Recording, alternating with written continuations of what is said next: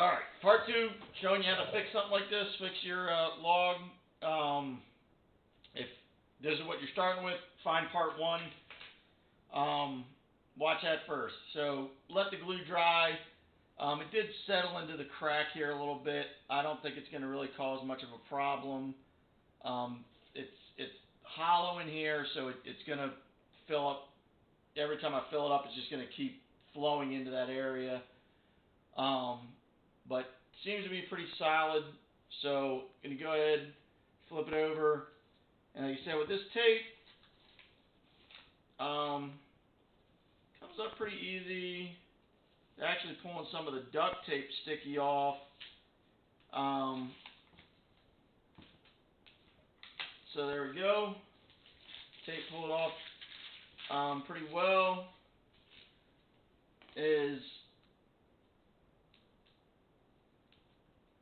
Get a little more. That actually helped pull up some of the glue.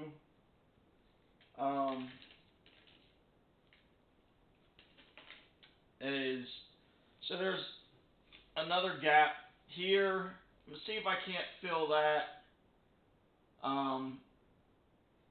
Try and see if I can't fill the hole on the other side a little bit more. Maybe not. I don't know. I may just leave it. I don't even know if that really needs it, but what I would like to do is get a little bit more bond on the inside seam. So like I said, it was kind of hard to get lined up perfectly, just because it's the odd shape of this didn't give me a way to clamp it with anything to hold it together. And then trying to sit there and hold it for 5 minutes, it's very hard to hold still. I wasn't sure how well the blue tape would work holding it, so when I realized turning it upside down and the weight of itself would kind of hold. So what I'm going to do this time, I'm going to take the plastic tray that the epoxy came in. Is it this way? I want it to waste another needle. One of the mixing needles. I got simple popsicle stick. I'm going to see if I can get any left of the epoxy that I'm going to use to create a better bond at the seam from the inside. Now, because it didn't have the put that cap on there so it doesn't make a mess. It didn't have the mixing tube. Take the popsicle stick. I'm going to try and get a nice thorough job. Spin the popsicle stick. Use it to get the epoxy well mixed. It'll become a little hazy as it mixes. Both parts are fairly clear. When it starts to mix, it'll become a little hazy. Gets bubbles in it. When you do it this way, it kind of gives you an indication that you've done a fairly good job mixing it. And then I'm going to use the popsicle stick to kind of get some of the epoxy along that seam and press down into that seam. So there's a little piece of, looks like the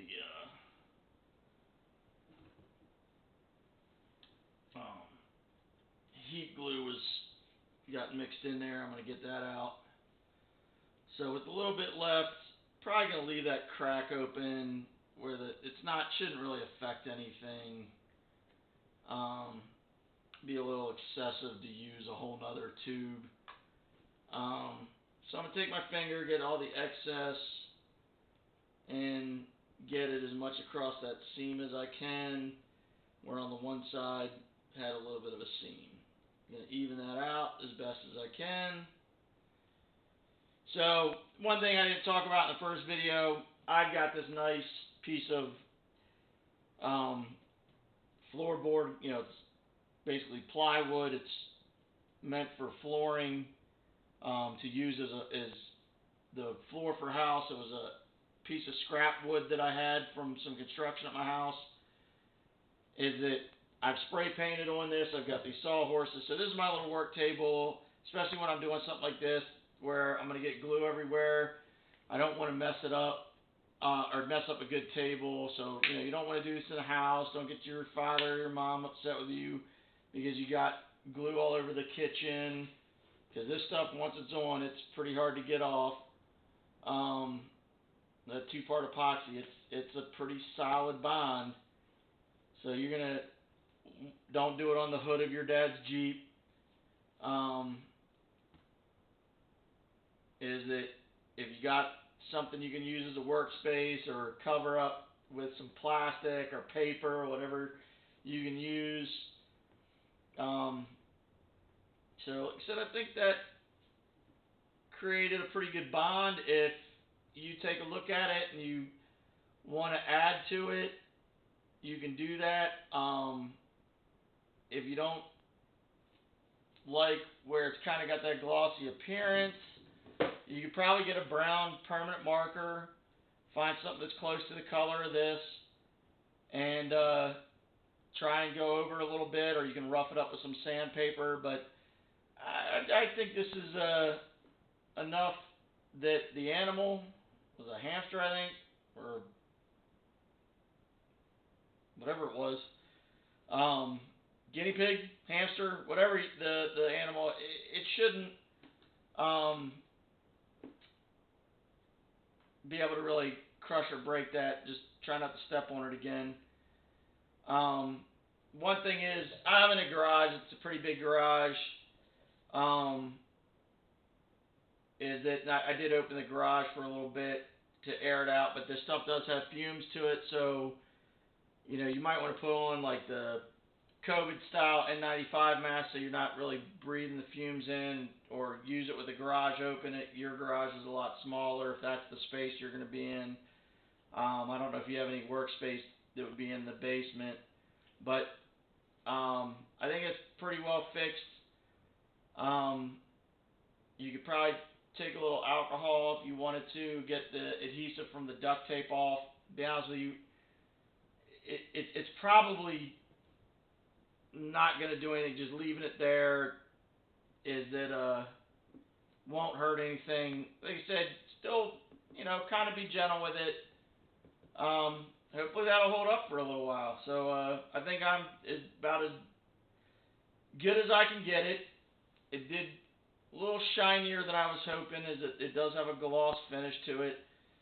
Um, if this was going to be something that was going to be a little bit more where I wanted a better look, um, I could get out some sandpaper or something and kind of sand down any of the excess once it's really hardened.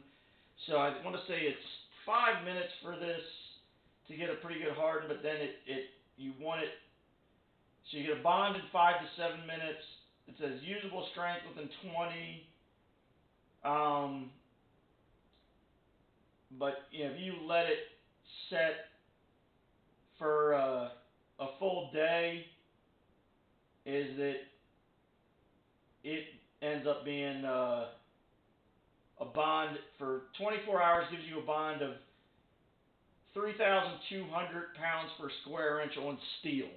So that bond is like super glue. Is it could potentially hold 1 inch of this material of the epoxy could bond 3,000 pounds. I don't know that I'd go testing that theory. Um,